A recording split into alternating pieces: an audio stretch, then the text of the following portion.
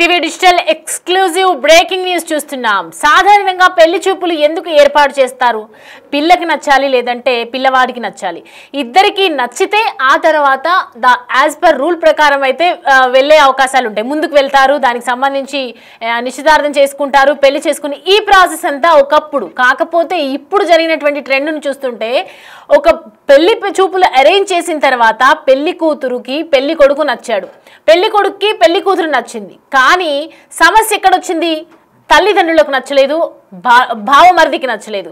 పెళ్లి కూతురి అన్నకు నచ్చకపోతే ఆ పెళ్లి జరగకూడదు, ఎందుకు, కారణం ఎందుకు అని చెప్పి పెళ్లి కూతురు అడిగితే మాత్రం పెళ్లి కొడుకు చాలా పొట్టిగా ఉన్నాడు, నీకన్నా చాలా పొట్టిగా ఉన్నాడు, కాబట్టి ఈ పెళ్లికి నేను నిరాకరిస్తున్నాను అని చెప్పడం.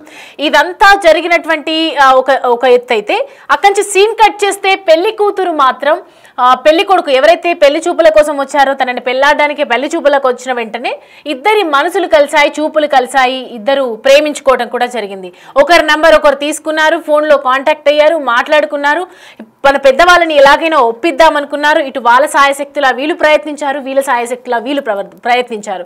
కానీ ఎక్కడ కూడా ఫలితం లేకపోయింది.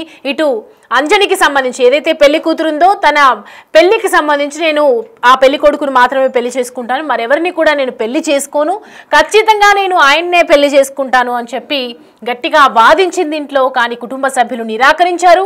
కుటుంబ సభ్యులు నిరాకరించిన తర్వాత ఇది ఇలా జరిగేటట్లు లేదు, వేరే పెళ్లి చూపులు చూస్తున్నారు, ఇంటికి వేరే వాళ్ళు వస్తున్నారు, కానీ నా మనసులో మాత్రం అతనే ఉన్నాడు అని చెప్పి పెళ్లి కొడుకుని చాటుగా వెళ్ళి పెళ్లి చేసుకోవటం, గుళ్ళో వెళ్ళి దండలు మార్చుకొని పెళ్లి చేసుకొని ఉండటం జరిగింది.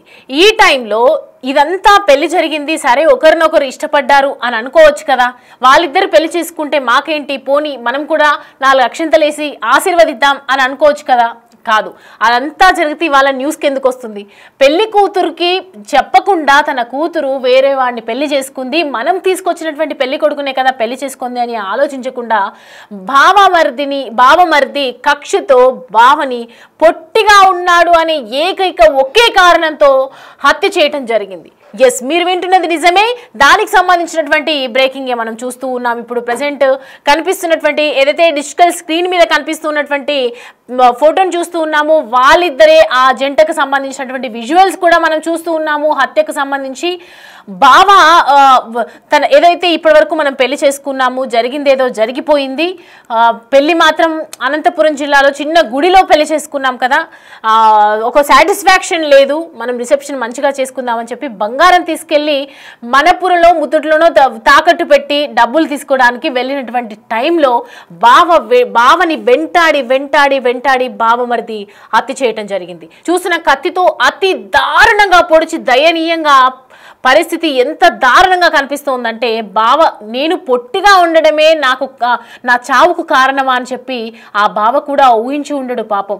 ప్రస్తుతం మనమైతే దీనికి సంబంధించి సీరియస్ యాక్షన్ అయితే తీసుకోవాలి. ఎందుకంటే ఏదో ఎన్నో రోజుల నుంచి వాడిని నువ్వు పెళ్లి చేసుకుంటే నేను చంపేస్తాను, నేను వాడిని బతకనివ్వను అని చెప్పి ఒకవైపు చెప్తున్నారు. కానీ దీనికి సంబంధించి కూడా తన సోదరి కంటే బావ పొట్టిగా ఉన్నాడని ఇటు దారుణంగా హత్య చేశాడు. ఈ షాకింగ్ ఘటన పూర్తిగా గుంటూరు జిల్లాలో చోటు చేసుకుంది. ఓ భయంకరమైనటువంటి ఘటన ఇది అని చెప్పొచ్చు. స్థానికంగా ఉన్నటువంటి ప్రజలందరినీ కూడా కలిసివేసింది. పూర్తిగా మన వివరాలు చూసుకుంటే కనుక బాపట్ల జిల్లా వేమూరు మండలం ఏడుగురు గ్రామానికి చెందినటువంటి కుర్రా గణేష్ కుటుంబ సభ్యులు తెనాలి ప్రాంతానికి చెందినటువంటి కీర్తి అంజని దేవిని పెళ్లి చూపులకు చూడటం వీరు జరిగింది. అయితే అనంతరం తొలుత కీర్తి తల్లిదండ్రులు గణేష్ పొట్టిగా ఉన్నాడనే కారణంతోనే పెళ్లికి అంగీకరించలేదు. మొదటి చూపులోనే ఒకరినొకరు ఇష్టపడ్డారు. కీర్తి అంజని దేవి ఫోన్ ద్వారా తరచుగా మాట్లాడుకుంటూ ప్రేమ గత కొంతకాలంగా జరుగుతూ ఉంది. 10 రోజుల క్రితం ఇటు ఆలయంలో పెళ్లి చేసుకోవటం జరిగింది. గణేష్ తన ప్రాణానికి ఒకవైపు ఇదంతా జరిగిన తర్వాత ఈ ప్రాసెస్లో ఒకవైపు బెదిరింపు కాల్స్ వచ్చాయి. నాకు నా చెల్లిని నువ్వు పెళ్లి చేసుకున్నావు, నువ్వు ఎక్కడైనా నేను బతకనివ్వను, నేను చంపేస్తాను నువ్వు అని చెప్పి మాట్లాడితే తన ప్రాణానికి ముప్పు ఉందని భయపడి గణేష్ ఒకవైపు కీర్తి కుటుంబ సభ్యులు బెదిరిస్తున్నారని చెప్పి ముందుగా నల్లపాడు పోలీసులకు కూడా ఒక ఫిర్యాదు అయితే చేసి పెట్టుంచుతాం, ఎందుకంటే నాకు నిజంగానే వీళ్ళని చంపేస్తారేమో అని ఒకవైపు భయం పట్టుకుంది. కానీ వివాహం అనంతరం రిసెప్షన్ కోసం డబ్బులు సమకూర్చేందుకు బ్యాంకులో బంగారం తాకట్టు పెట్టి ఇంటికి వస్తున్న చెందినటువంటి గణేష్ పై కీర్తి సోదరుడు దుర్గారావు దాడి చేయటం జరిగింది. నడి రోడ్డుపై కత్తితో విచక్షణ రహితంగా పొడిచినటువంటి విజువల్స్ ని చూస్తుంటేనే నిజంగా గుండె తరలిపోతుందని చెప్పొచ్చు. చక్కగా తన భార్యని పువ్వులో పెట్టి చూసుకుందామని చెప్పి పెళ్లి చేసుకున్నటువంటి ఇప్పుడు తన చెల్లి కోసం చేస్తే తన చెల్లిని మళ్ళీ నా ఇంటికి తీసుకొచ్చి నేను మళ్ళీ ఇంకొకరికి ఇచ్చి పెళ్లి చేద్దాం, తన చెల్లి కన్నా హైట్ ఉన్న వాడిని ఇచ్చి పెళ్లి చేద్దామన్న ఒక స్వార్థంతో ఒక నిండు ప్రాణాన్ని బలి తీసుకున్నాడు. అనంతరం పోలీసులు దుర్గారావుని ప్రస్తుతం అయితే అతని స్నేహితులను కూడా ఓవరాల్ గా ఎవరైతే ఈ కేసులో ఇన్వాల్వ్ అయి ఉన్నారో వాళ్ళకి సంబంధించి పూర్తిగా దర్యాప్తు చేస్తున్నారు. వాళ్ళనైతే అదుపులోకి తీసుకొని విచారిస్తున్నారు. విచారణలోనే మనకి విషయాలన్నీ తెలిసాయి. గణేష్ పొట్టిగా ఉన్నప్పటికీ నా చెల్లికి మాయ మాటలు చెప్పి లొంగ తీసుకున్నాడు. నా చెల్లికి అనేక రకాలుగా మాయ మాటలు చెప్పి పెళ్లి చేసుకోవడం జరిగింది. అందుకే చంపాను అని చెప్పి దుర్గారావు ఒప్పుకున్నాడు. ఈ ఘటన ప్రస్తుతం అయితే తీవ్రంగా కలిచివేస్తోంది స్థానికంగా. ప్రస్తుతం తన యువతి కుటుంబ సభ్యుల నుంచి వస్తున్నటువంటి సమాచారం అయితే ఓన్లీ పొట్టిగా ఉన్నాడని చాలా రోజులుగా దుర్గారావు అంటూ ఉన్నాడు. నేను ఖచ్చితంగా నా చెల్లికి మంచి జీవితాన్ని ఇస్తానని చెప్పి మాట్లాడడం జరిగింది. ఈ టైంలో ఏం చేస్తున్నాము, ఎవరి ప్రాణాలు తీస్తున్నాము, చెల్లికి ఇష్టపడ్డ వ్యక్తే కదా, ఎందుకు ఇలా చేస్తున్నారు అని చెప్పి చూడడానికి పొట్టిగా ఉన్నప్పటికీ కూడా చూడడానికి ముక్కు మొహం బాగానే ఉంది కదా అని చెప్పి చాలా మంది అంటూ ఉన్నారు. సో ప్రజెంట్ దీనికి సంబంధించి మొత్తం అనంతపురంలో మనం చూసుకుంటే కనుక ఏడూరు గ్రామం దగ్గర పూర్తిగా ప్రజలందరూ కూడా అసలు ఇలాంటి దారుణమైన స్థితి ఎందుకు జరిగింది అని చెప్పి అనేక వివరాలు సేకరిస్తూ ఉన్నారు. అక్కడ ప్రస్తుతం అయితే మాయ మాటలు చెప్పి లొంగ తీసుకునాల్సిన అవసరం నాకేంటి అని చెప్పి చాలా మార్లు తన కీర్తి కుటుంబ సభ్యులందరికీ కూడా ఎక్స్ప్లెయిన్ చేయడము, కీర్తి నేను ఇష్టపడే పెళ్లి చేసుకున్నాం, పెళ్లి చూపులు ఏర్పాటు చేసిందే పెళ్లి చేసుకోవడానికి కదా, ఒకరికొకరు నచ్చినప్పుడు మీ కుటుంబాలకి ఏంటి అభ్యంతరం అని చెప్పి అనేక రకాలుగా ఒకవైపు వాళ్ళు సర్ది చెప్పే ప్రయత్నం చేశారు. నా కీర్తిని నాకు ఇచ్చి పెళ్లి చేయండి అని చెప్పారు. కీర్తి కూడా వాళ్ళ ఇంట్లో పోరాటం చేసింది. నాకు ఆయన పొట్టిగా ఉన్నప్పటికీ కూడా నాకు ఫస్ట్ లుక్ లోనే నాకు ఆయన నచ్చేశాడు, నేను చూడగానే అతని మనసు నాకు నచ్చింది, సో ప్రజెంట్ ఆయన చూడడానికి బాగున్నాడు, నేను ఎందుకు పెళ్లి చేసుకోకూడదు అని చెప్పి ఒకవైపు కుటుంబాన్ని ఎదురించి మాట్లాడింది, కుటుంబాన్ని అతని కోసం ఒప్పించడానికి ప్రయత్నం చేసింది.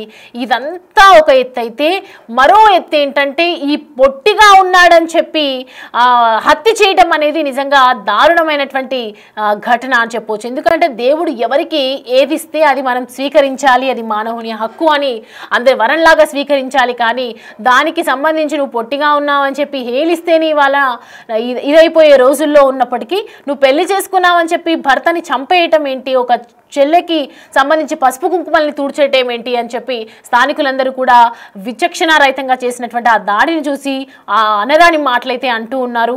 సో ప్రజెంట్ పోలీసులు అయితే దీనికి సంబంధించి సీరియస్ యాక్షన్ తీసుకోబోతూ ఉన్నారు. దానికి సంబంధించి కొన్ని మనకు అక్కడ వాళ్ళ కీర్తి కుటుంబ సభ్యులైతే ప్రస్తుతం అయితే చాలా దిగ్భ్రాంతిలో ఉన్నారు. అసలు ఏం చేయాలో అర్థం కాని పరిస్థితులు ఉన్నారు. ఒకవైపు దుర్గారావుకి చెప్పే ప్రయత్నం చేసినా కూడా దుర్గారావు వినకుండా వెళ్ళి చంపేయటం జరిగింది. ఇప్పుడు దుర్గారావు కూడా జైల్లో ఉన్నారు. ఇటు చెల్లికి సంబంధించి పసుపు కుంకుమలు తెగిపోయాయి. మరి చెల్లి పరిస్థితి ఏంటి, ఇద్దరి జీవితం ఏంటి, ఎవరికి నష్టం అని చెప్పి బాధపడుతూ ఉన్నారు. సో ప్రజెంట్ అయితే వాళ్ళ హస్బెండ్ ఇప్పుడు ఎవరైతే బావని చంపారో వాళ్ళ అమ్మ మాట్లాడినటువంటి విజువల్స్ ఉన్నాయి, మనం ఒకసారి చూద్దాం. ఏం మాట్లాడారు?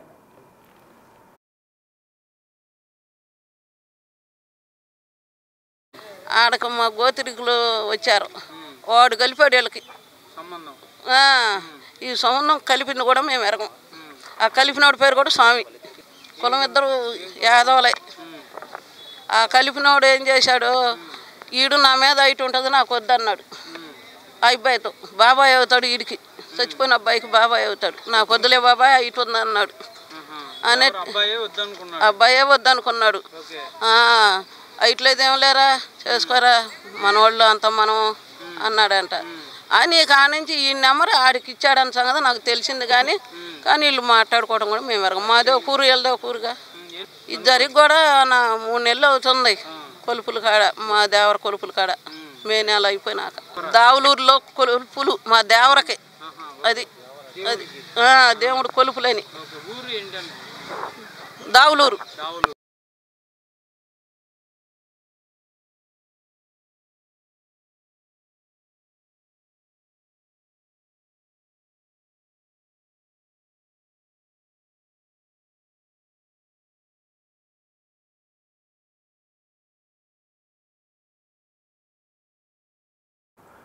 రైట్. పెద్దలు ఒప్పుకోకపోయినా పెళ్లి చేసుకున్నారు అని చెప్పి గతంలో కూడా చాలా గొడవలు జరిగాయి. అయినప్పటికీ కూడా అది ఇద్దరికి ఒకరంటే ఒకరికి ఇష్టం కాబట్టి మేము కూడా అడ్డు చెప్పలేదు అని చెప్పి వాళ్ళ తల్లి చెప్తూ ఉన్నారు. తల్లికి ఎంతో కడుపు శోకం విధించినటువంటి ఆ దుర్మార్గుడిని ఊరికే వదలకూడదని చెప్పి ఒకవైపు స్థానికులు కూడా వాపోతూ ఉన్నారు. కఠినంగా శిక్షించాలని చెప్పి వాళ్ళు చెప్తూ ఉన్నారు. సో పోలీసులు కూడా దీనికి సంబంధించి సీరియస్గా ఇన్వాల్వ్ అవుతూ ఉన్నారు. ఫ్రెండ్స్ వీరికి ఎవరైతే సపోర్ట్ చేశారో ఈ బావకి చంపడానికి, బావమర్ది ఎవరైతే సపోర్ట్ చేశారో వీళ్ళందరినీ కూడా అదుపులోకి తీసుకోవడం జరుగుతుంది.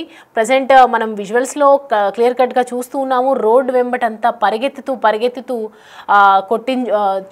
విచక్షణంగా కత్తితో పొడిచి హత్య చేసినటువంటి పరిస్థితి. ఆయనకి ఏం చేయాలో దిక్కుతోచని స్థితిలో ఉన్నటువంటి పరిస్థితి కనిపిస్తోంది. సో ప్రెసెంట్ దీనికి సంబంధించి కుటుంబ సభ్యులు కూడా బాధపడుతూ ఉన్నారు.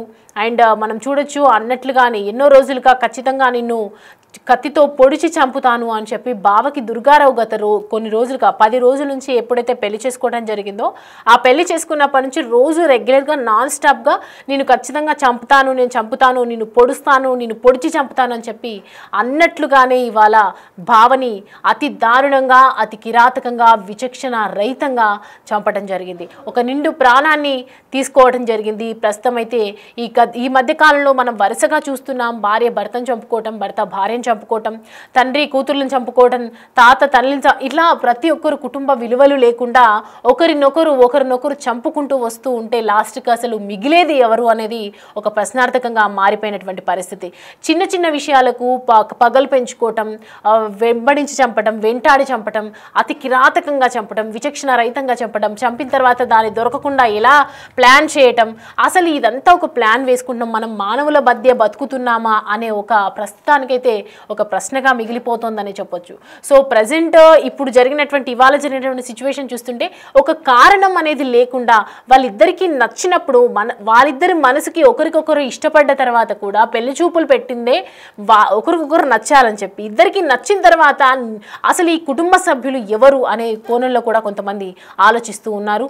అండ్ ప్రస్తుతం అయితే భావకు సంబంధించి కూడా మనము విజువల్స్లో కూడా మనం చూస్తూ ఉన్నాము. వాళ్ళిద్దరు ఫొటోస్ కూడా కనిపిస్తూ ఉన్నాయి. బావ చక్కగా ఉన్నాడు, పొట్టిగా ఉన్నప్పటికీ కూడా చూడడానికి బాగున్నాడు కదా అని చెప్పి ఒకవైపు, కానీ ఆయన తన హైట్నెస్ ఇవాళ తన ప్రాణానికి ఇదవుతుంది అని చెప్పి ఎవరు ఊహించి ఉండరు బహుశా. సో ప్రజెంట్ దీనికి సంబంధించి పూర్తి డీటెయిల్స్ మా ప్రతినిధి శివశంకర్ అందిస్తారు. గుంటూరు పొన్నూరు రోడ్డులో ఒక దారుణ హత్య చోటు చేసుకోవడం జరిగింది. గణేష్ అనేటటువంటి యువకుడిని దుర్గారావు అనే యువకుడు దారుణంగా హతమార్చినటువంటి పరిస్థితి ఉంది. 12 రోజుల క్రితం పెళ్లి చేసుకున్నటువంటి గణేష్ ప్రస్తుతం విఘాత జీవిగా మారినటువంటి పరిస్థితి. దీనికి ప్రేమ వివాహమే కారణం. ఒకే వర్గానికి సంబంధించినటువంటి ఈ ప్రేమ వివాహం అవటంతో, అంటే ముందుగా దీనిని పెద్దలు నిర్ణయించాలనుకునేటప్పటికీ ఆ అమ్మాయికి సంబంధించినటువంటి హైట్ అనేది డిఫరెన్స్ ఉన్నటువంటి నేపథ్యంలో ఈ వివాహం వద్దు అనే విధంగా కూడా వాళ్ళు అనుకున్నారు. అయితే జరిగినటువంటి తర్వాత ఇద్దరి మధ్య కూడా కొంచెం పరిచయం ఏర్పడటం, ఆ పరిచయం కాస్త ప్రేమగా మారటంతో వాళ్ళు 12 రోజుల క్రితం పెళ్లి చేసుకున్నారు. ఆ తర్వాత వీళ్ళు నల్లపాడు పోలీసులను కూడా ఆశ్రయించారు. కీర్తి అనే అమ్మాయితో కలిపి గణేష్ అనేటటువంటి యువకుడు ఇద్దరు వెళ్ళి కూడా మాకు ప్రాణ రక్షణ కావాలి, కంపల్సరీగా పెళ్లి నేపథ్యంలో ఇరు కుటుంబాల మధ్య కూడా కొంత వివాదం ఉంది అనే విధంగా చెప్పినప్పటికీ కూడా ఈరోజు చాలా దారుణమైనటువంటి సంఘటన చోటు చేసుకోవడం జరిగింది. పోలీసులు ప్రొటెక్షన్ కోరినప్పటికీ కూడా తను ఏదైతే ఆలోచన చేశాడో తనపైన దాడి జరుగుతుందేమో అనేటటువంటి ఆలోచన చేసినటువంటి యువకుడు ప్రస్తుతం వికట జీవిగా మారినటువంటి పరిస్థితులు. కాకపోతే పోలీసులకు సంబంధించి కరెక్ట్గా ప్రొటెక్షన్ ఇచ్చి వాళ్ళు ఎవరైతే ఇరు బంధువులను కూర్చోబెట్టి మాట్లాడినటువంటి పరిస్థితి ఉంటే కనుక ఇలాంటి దారుణం జరిగేది కాదేమో అనే విధంగా కూడా బంధువులు అయితే ఆవేదన వ్యక్తం చేస్తున్నటువంటి పరిస్థితులు కనిపిస్తున్నాయి. కెమెరామెన్ వలీతో సాయి శంకర్, గుంటూరు నుంచి. రైట్, అది చూస్తున్నాం కదా. ప్రస్తుతం అయితే అక్కడ ఏం జరగబోతోంది అనే ఉత్కంఠ అయితే కనిపిస్తోంది. ఎందుకంటే ఈ బావమరిది చేసినటువంటి పనికి పోలీసులు ఏ విధంగా ముందుకెళ్తారు, పోలీసులు దీనికి సంబంధించి ఏ యాక్షన్ తీసుకుంటూ ఉంటారు, అసలు చెల్లి ఏం మాట్లాడుతుంది, కీర్తి దీనికి సంబంధించి ఏం చెప్తుంది, ప్రస్తుతం అయితే ఒక శోకసంద్రంలో మునిగిపోయింది, నా భర్త ప్రాణాలు తీశారు అని చెప్పి తను ప్రస్తుతం ఒక మూడ్లో ఉంది కాబట్టి కొద్ది రోజుల తర్వాత ఏ విధంగా ముందుకెళ్తారు, అసలు ఏం మాట్లాడుతుంది, దీనికి సంబంధించి ఏం జరుగుతుందో అనేది మాత్రం వేచి చూడాలి.